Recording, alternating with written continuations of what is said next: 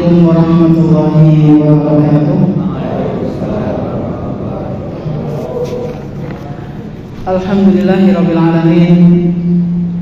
Wassalatu wassalamu ala nabiyyina Muhammadin wa ala alihi wa ashabihi wa man tabi'ahum bi ihsanin ila yaumiddin. Alhamdulillah, segala puji bagi Allah Subhanahu wa taala, di mana Dia telah memberikan kepada kita semuanya nikmat yang begitu banyak.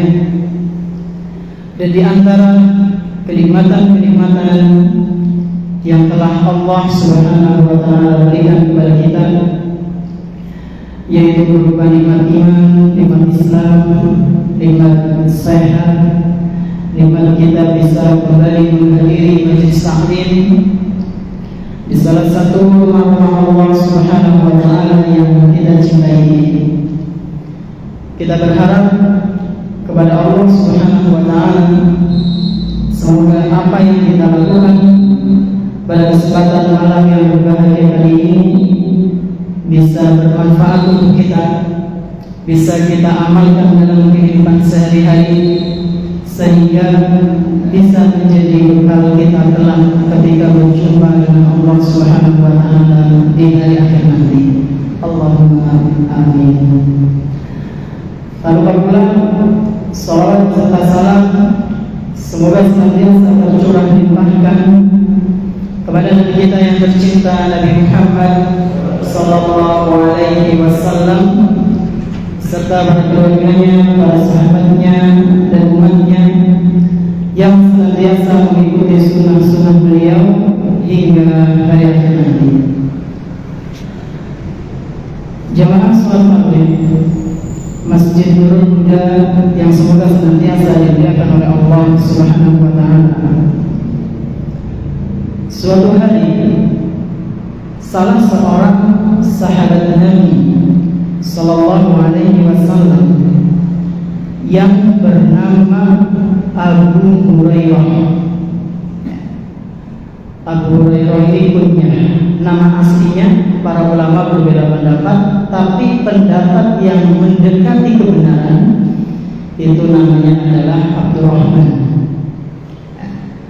Abu Hurairah radhiyallahu anhu suatu hari pernah pergi ke sebuah pasar.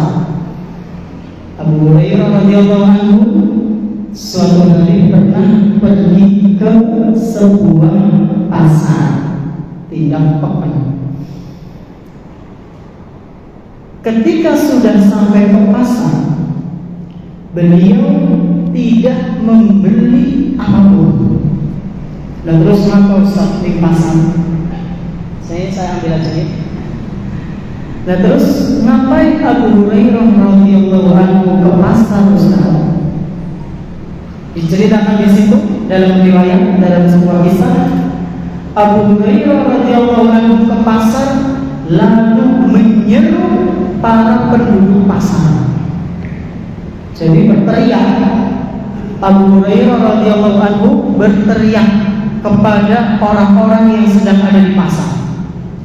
Ya ahlas suq, wahai para orang-orang yang sedang ada di pasar, bapak-bapaknya, ibu-ibunya, mas-masnya, mbak-mbaknya, semua yang ada di pasar dipanggil sama Abu Hurairah.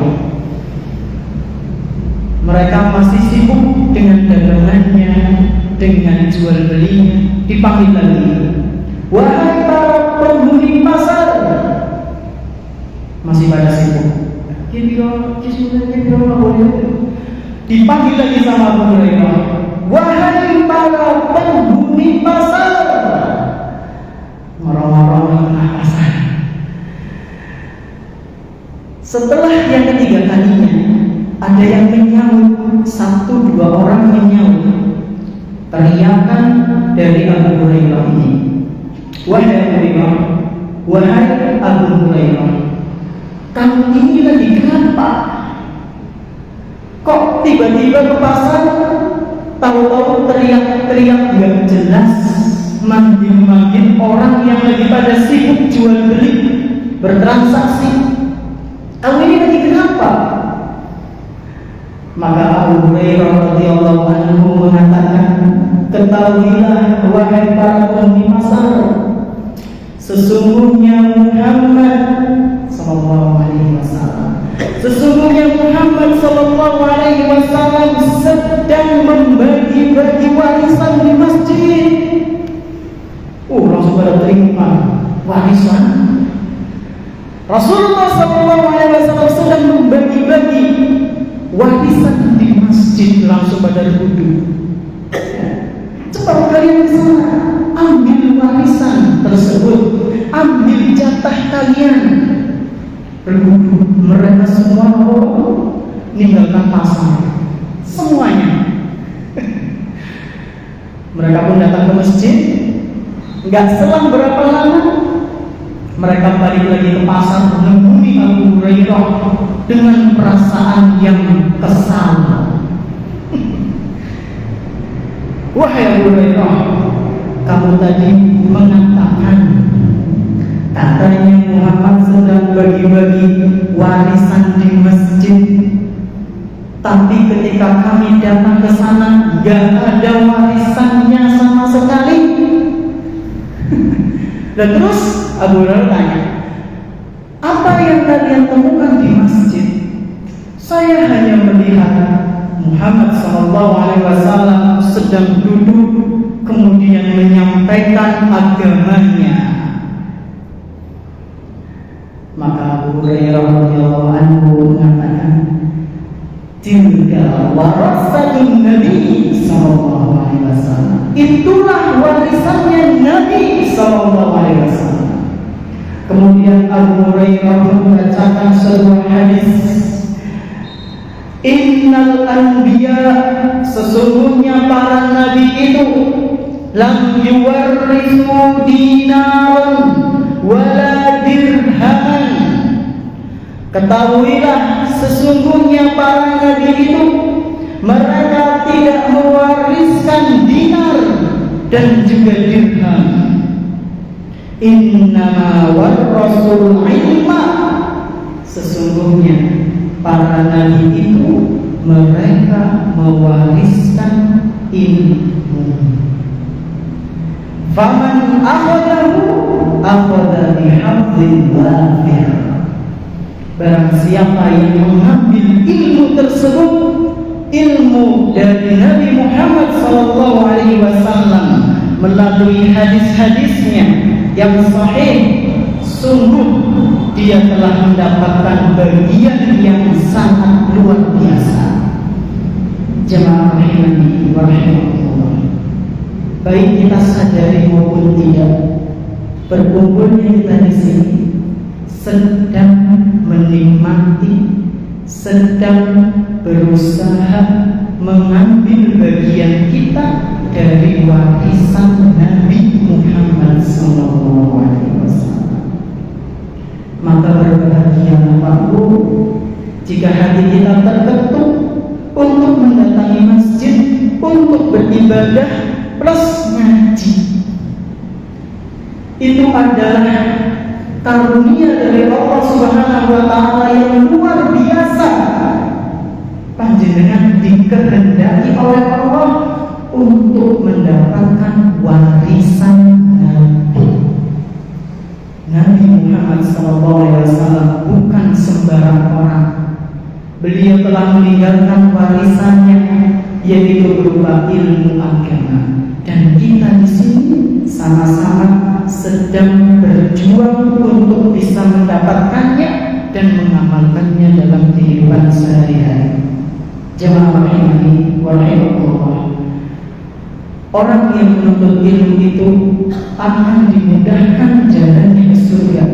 Dan ini sering kali panjenengan dengar hadisnya. Rasulullah SAW bersabda, man salaka tariqan yaltamisu fihi ilman sahalallahu lahu bihi tariqan ilal jannah. Barang siapa yang menempuh sebuah jalan dan jalan itu dia tempuh untuk mendapatkan suatu ilmu. Panjenengan dari rumah, istilahnya untuk rumah, saya mau keluar rumah untuk apa? Untuk belajar ilmu agama. Barang siapa yang menempuh suatu jalan dan jalan itu ditempuh untuk mendapatkan ilmu agama, maka kata Nabi Sallallahu Alaihi Wasallam, sahhalallahu lahu bihi thariqan ilal jannah. Niscaya dia akan dimudahkan oleh Allah untuk menempuh jalan ke surga. Di antara penafsiran atau syarah penjelasan hadis dimudahkannya jalan menuju surga, kata Imam Ibnu Rajab, yaitu di antaranya maksudnya orang yang rajin datang ke majelis taklim nanti ketika dia melewati sirat dimudahkan, ya, dimudahkan oleh Allah Subhanahu wa Ta'ala. Dan kita berharap semoga termasuk dari orang-orang tersebut. Allahumma amin. Ini sedikit mukadimah dari kami supaya kita sama-sama lebih semangat dalam menuntut ilmu agama. Karena ini sebagai bekal kita bersama Pak Bu, bekal kita bersama untuk nanti ketika berjumpa dengan Allah Subhanahu wa Ta'ala. Dan jemaah rahimani wa rahimakumullah, sebelum kita melanjutkan pembahasan rutin kita setiap minggu kedua membahas fikih, kita akan sedikit murojaah mengulang materi yang bulan lalu telah kita bahas. Yang bisa menjawab angkat tangan nanti saya kasih buku kumpulan doa ini. Ibu-ibunya sih nonton buatan ini. Oh tapi nggak kelihatan. Ya bapak-bapaknya ini. Ya Pak, enggak siap. Kita pernah membahas tentang macam-macam atau jenis air yang suci dan boleh untuk digunakan bersuci. Nah, siapa yang bisa menyebutkan 3 macam air suci yang pernah kita bahas? Monggo. Ya dulu, makanya jangan dia sisanya, kan masih ada air hujan, air laut dan air sumur. Nah, sisanya kan dengan apa? Monggo. Berarti masih ada 1 berarti. Nah, sisanya apa sudah? Ini coba diulang lagi ya.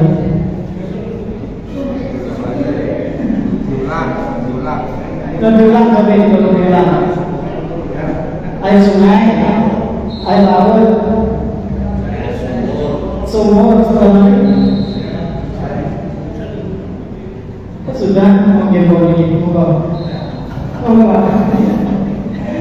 lumayan.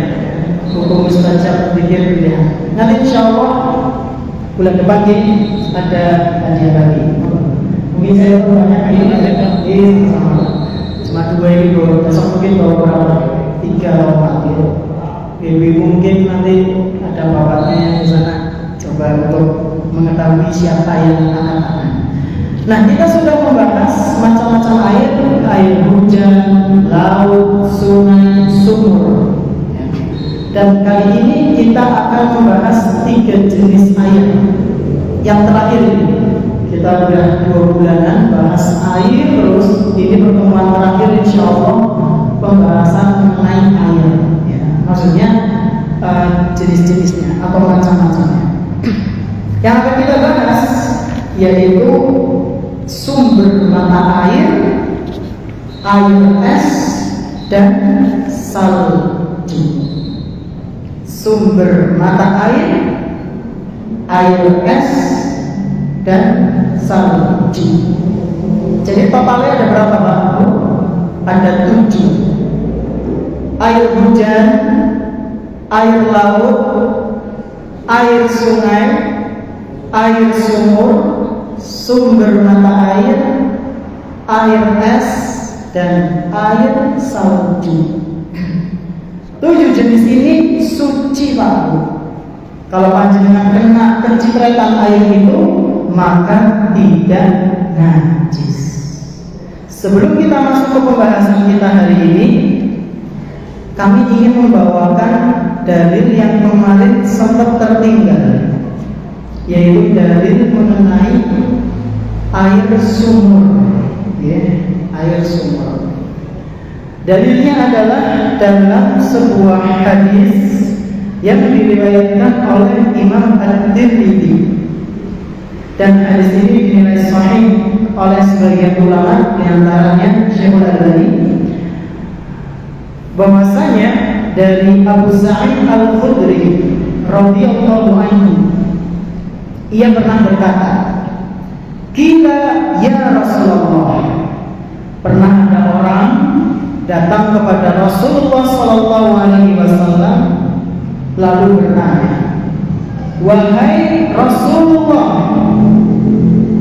ana tawaddu min dhikri buda'ah." Wahai Rasul, kira-kira kami boleh enggak wudu di sumur buda'ah? Jadi pada saat itu ada sumur di zaman Nabi sallallahu alaihi wasallam, nama sumurnya Buda'ah. Sumur Buda'ah. Lalu sahabat ini menjelaskan, wa hiya bi'run yulqa fiha al-haidu. Rasulullah, di sumur itu akan tetapi seringkali terdapat sampah-sampah nuwun sewu, berupa nuwun sewu softtek. Ada bekas softtek. Mungkin ya sekarang bahasanya softtek, kalau zaman dulu ya pembalut. Itu softtek merah nih. Pembalut nuwun sewu. Saya kurang paham. Ya, pembalut nuwun sewu. Jadi di sumur itu ada pembalut-pembalut bekas dibuang di sana. Kemudian kata orang ini mengatakan, waluhumul kilab, ada juga bangkai anjing wahai Rasul. Wanatnu, dan juga di situ ada berbagai macam bangkai yang baunya busuk amis. Jadi sumur Buda'ah itu di situ ada sebanyak sampah, ada banyak nuwun sewu pembalut wanita, dan ada banyak bangkai yang bau busuk amis.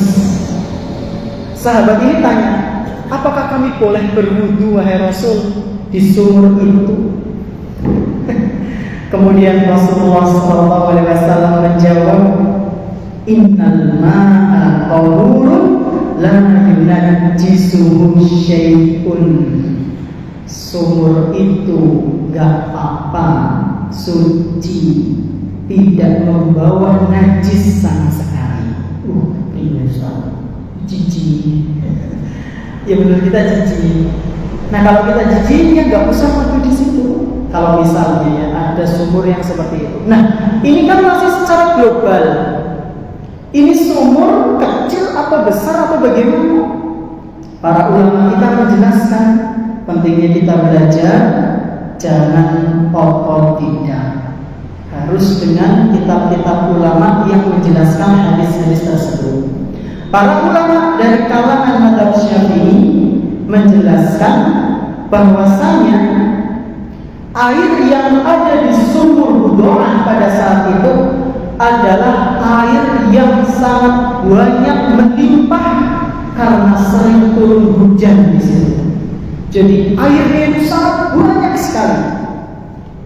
Dan bangkai-bangkai di situ ada kemudian keluar karena kedorong air. Ada keluar. Nah, yang dimaksud oleh para sahabat ini sisa air yang kena bangkai-bangkai itu. Di antara penjelasannya karena sisa airnya. Nah, menggunakan sisa itu boleh tidak? Di sini para ulama menjelaskan berarti secara logikanya air yang ada di sumur itu jumlahnya lebih dari 2 kullah. 2 kullah itu berapa liter? Hah? Liter? 2 kullah sekitar, di situ para ulama berbeda pendapat. Ada yang bilang 184 liter, ada yang mengatakan 190 liter, ada yang mengatakan 200 liter. 200 liter kira-kira betul? Sebentar? Betul apa? Apa gitu?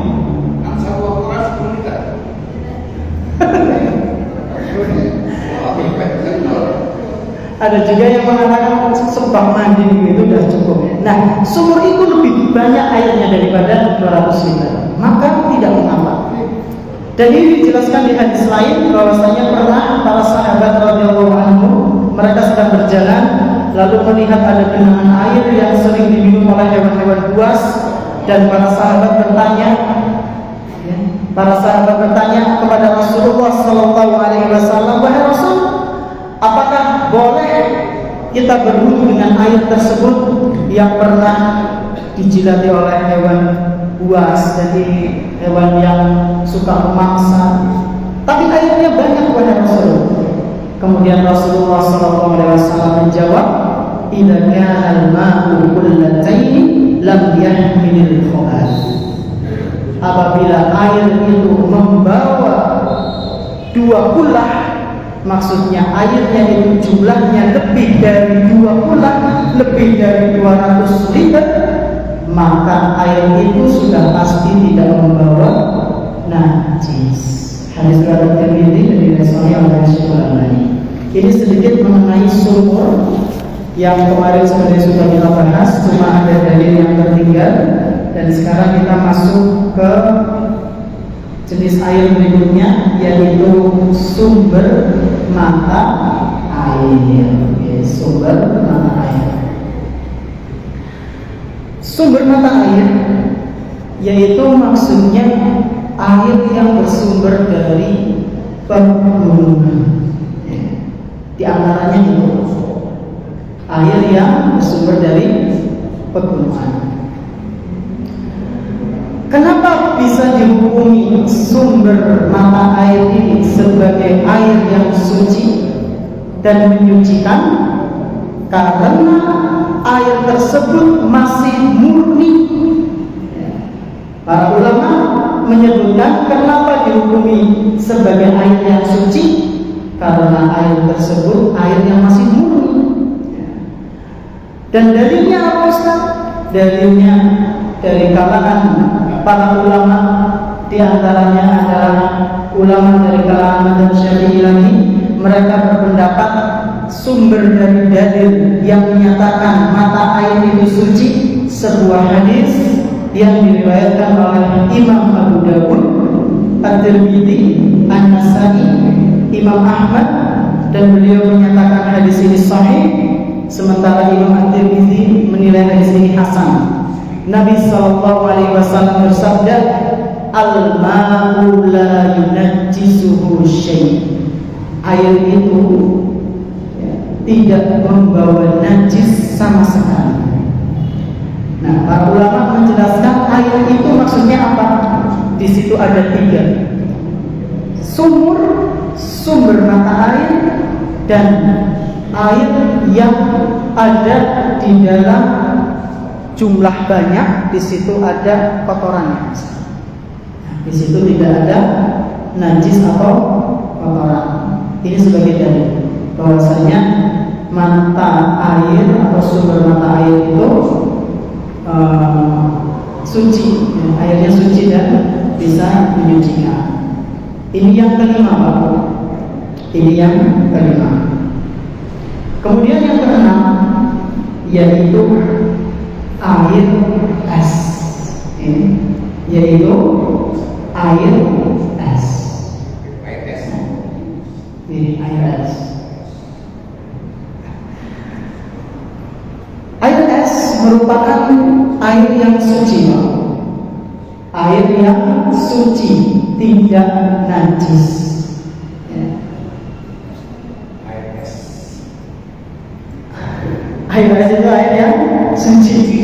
tidak najis.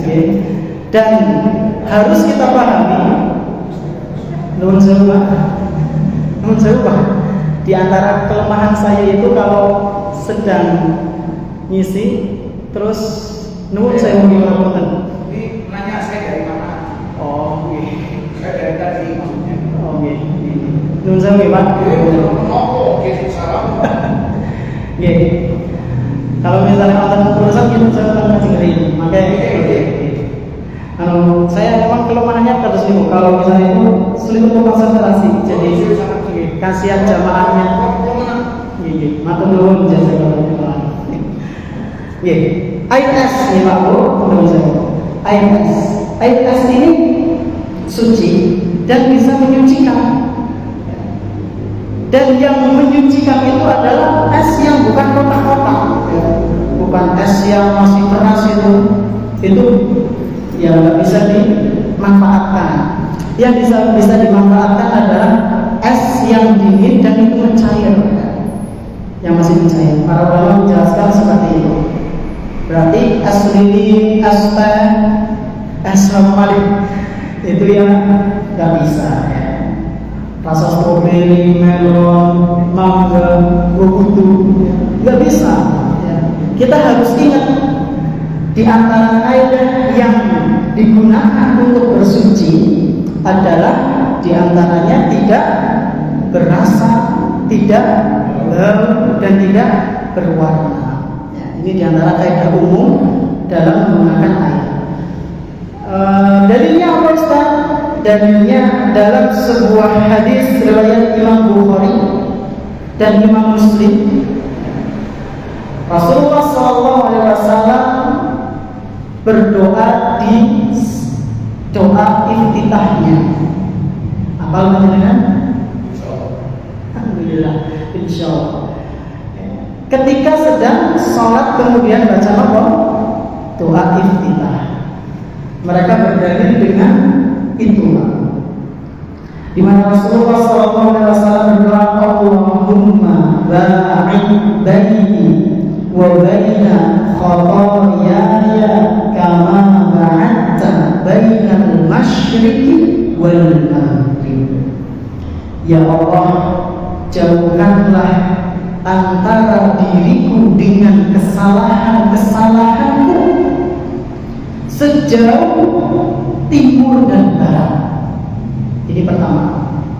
Jadi Nabi di doa iftitahnya meminta kepada Allah supaya dosa-dosanya itu dijauhkan sejauh timur dan barat. Kemudian yang kedua, Allahumma naqqini min khataayaya kama yunaqqat thawbul abyadu minan das. Ya Allah, bersihkanlah kesalahan-kesalahanku sebagaimana bersihnya baju, dibersihkannya baju dari kotoran-kotoran. Baju putih yang dibersihkan dari kotoran-kotoran. Biasanya kan dikucek sampai bersih sampai menghilang lagi. Dan Nabi SAW meminta kepada Allah supaya hatinya dibersihkan dari dosa-dosa sebagaimana baju yang dicuci, sing benar-benar dicuci, dikumbah, orang mau dicuci Nah kemudian yang ketiga, inilah dalil atau sisi pendalilan dari dibolehkannya atau hukum air es itu suci. Rasulullah SAW melanjutkan doanya, Allahumma zilni min khotoyaya bil ma'i was salji wal barad. Ya Allah, sucikanlah diriku, bersihkanlah diriku dari dosa-dosa dengan air, dengan salju. Salju itu adalah salju wal barad. Barad ini ada dua penerjemahan Pak. Ada yang mengatakan embun yang tebal. Ada juga yang mengatakan air es. Kenapa bisa dikatakan embun? Karena embun yang tebal itu dingin ya. Jadi mereka mungkin mengkiaskan, oh ini namanya barot, karena barot itu artinya dingin, barid ya. Barid itu artinya dingin Pak. Asy'uru bibaridin, saya merasakan dingin. Barot itu artinya ya bisa dikatakan dingin. Di situ air yang dingin berarti es atau embun yang tebal. Hadis riwayat Bukhari Muslim. Dari doa iftitah ini para ulama menyimpulkan bahwasanya air salju dan air es itu suci dan menyucikan. Kenapa? Karena Nabi menyebutkan dalam doanya meminta kepada Allah supaya kotoran-kotoran berupa dosa yang ada dalam jiwanya dibersihkan dengan air salju dan air es. Jadi mereka berpendapat, oh berarti ini boleh untuk digunakan bersuci. Ini yang keberapa Pak? Ke-6 ya? Ke-6. Nah sekarang yang ke-7, air apa? Salju. Dalilnya apa Ustaz? Dalilnya tadi sekalian. Dalilnya tadi sekalian yaitu doa iftitahnya Nabi Sallallahu Alaihi Wasallam. Di situ disebutkan Allahumma silni min khataaya bil-ma'i wal-thalji wal-barad.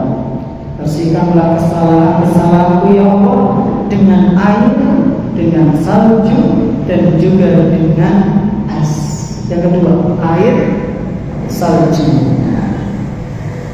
Jamaah rahimani wa rahimakumullah, inilah yang kita bahas pada kesempatan yang berbahagia kali ini, sehingga sudah selesai pembahasan kita mengenai jenis-jenis air yang suci dan mensucikan, artinya boleh digunakan untuk bersuci,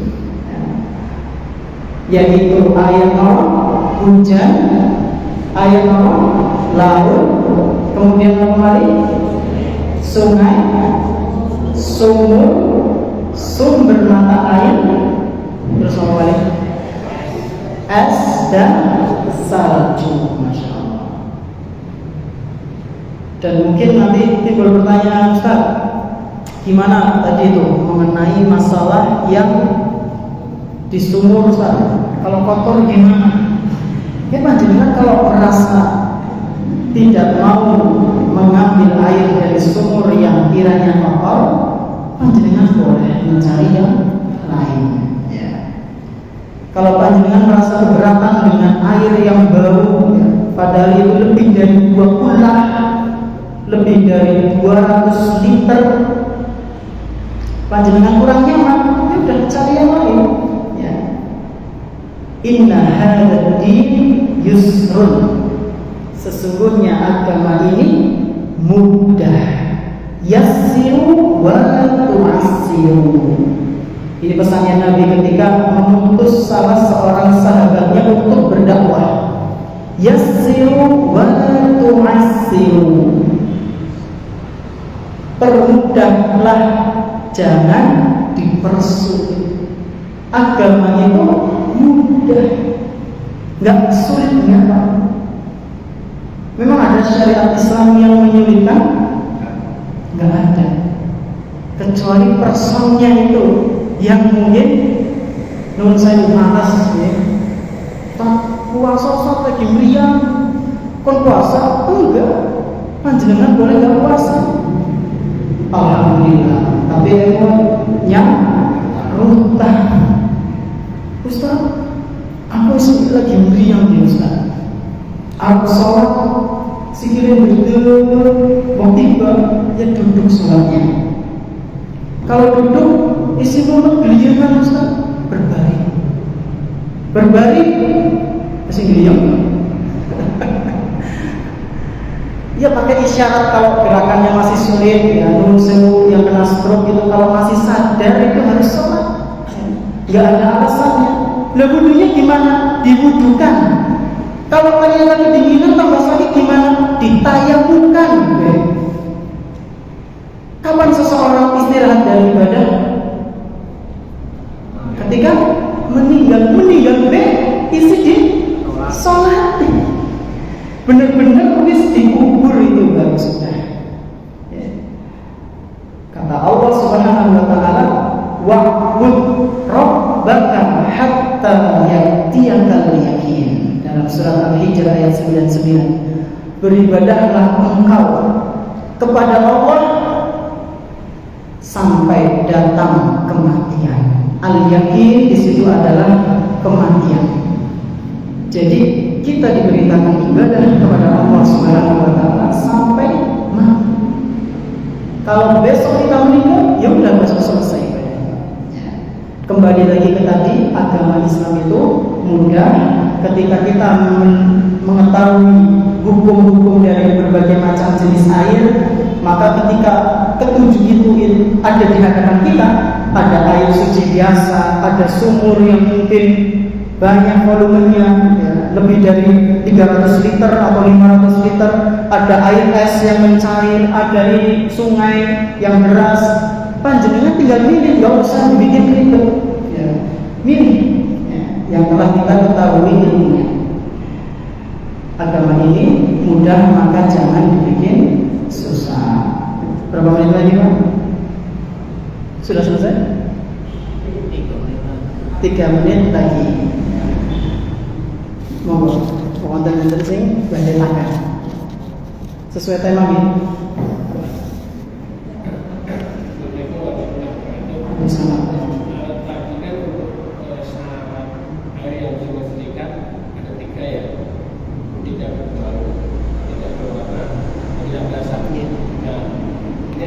Ketika kita safar misalnya ya, kita ke masjid sholat, ternyata masjid itu pakai PDAM dan bau karbonat itu dihukuminya bagaimana?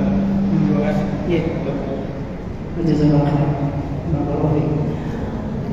Mengenai bau karbonat itu seperti halnya bau selang yang sudah berkarat hukumnya ya, dan juga bau tandon yang sudah lama. Dan para ulama mengatakan tidak mengapa, karena di PDAM itu sumber airnya sangat banyak. Jadi bau seperti itu tidak berpengaruh. Ya, sumber airnya. Monggo. Saya sekarang. Iya, monggo. Kenapa? Oh, Pak Ahmad. Iya, Allah yang baik. Dari Badan Karena Sepeda. Masya Allah. Kalau udah biasa. Sudah Sudah sekali. Masya Allah. Iya. Pertanyaannya, kalau danau laut mati bisa nggak air itu? Danau Laut mati itu kan ada di daerah Turki. Karena kan danau laut mati air yang danau laut mati cuma itu kalau kita nyemplung itu langsung ke makan. Itu kalau untuk air itu bisa. Oke. Berarti ini namanya al-ma'ur raqib, air yang tergenang. Dan ini adalah pembahasan yang akan kita bahas pertemuan akan datang. Ya, dengan datang ya. Jadi karakter air itu ada dua, Pak. Ada air yang mengalir, ada air yang menggenang. Al-ma' jari, al-ma' raqib. Air yang mengalir itu sudah para ulama sepakat, jelas boleh. Adapun air yang menggenang ini macam-macamnya banyak. Ada mereka yang menghukumi tidak boleh untuk bersuci karena air itu menggenang dan mengalir sehingga apa saja, apa itu namanya, najis-najis, kotoran berkumpul di situ nggak hilang, maka tidak diperbolehkan. Seperti itu. Alhamdulillah sudah selesai. Mungkin ini yang bisa kami sampaikan. Mohon maaf atas segala kekurangannya jemaah sekalian. Terima kasih atas perhatiannya. Subhanakallahumma wa bihamdika asyhadu an la ilaha illa anta astaghfiruka